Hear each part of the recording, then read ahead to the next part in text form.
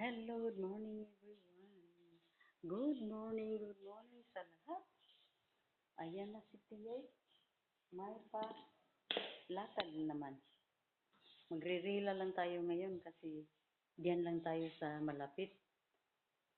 Punta lang tayo ng mayroon din tayong puntang isang opisina din. So, good morning. Ako'y mag-walking patungo doon sa ating terminal. Diba?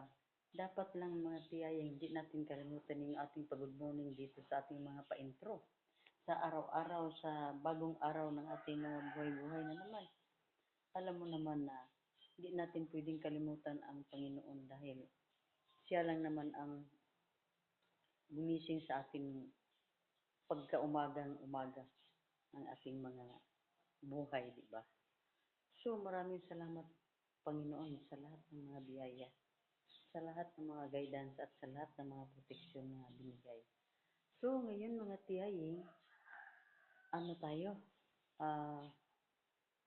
Wala namang init. So, nakatali lang tayo ng ating buhok at tayo'y ganito lang ang aurahan. Kailangan lang talaga na medyo mahaba yung sleeves ng ating mga damit sa ngayon mga tiyay. Kasi wala na tayo, hindi na babagay sa atin yung mga paminsan-minsan lang yung mga sleeveless. Kasi kung ganitong panahon, ganitong oras o ano pa man, kailangan natin na anuhan na lang natin itong ating mga damit, yung balot na balot tayo minsan dahil ang ating mga sarili ay hindi natin alam na maano ma hindi pala natin kakayanin yung mga lamig. Dahil hindi din natin alam kung saan tayo mapadpad on ba sa pagkatapos ng ating mga palakad. Baka makapunta tayo ng mall at ang lamig naman doon, di ba? So, yun ang preparasyon ko. Ganito. Ganito lang itong itong aurahan ng ating inyong tiyaying. Dahil, yun nga ang sinabi ko na kailangan natin ng preparasyon. At maliban dyan, kailangan din naman akong gamit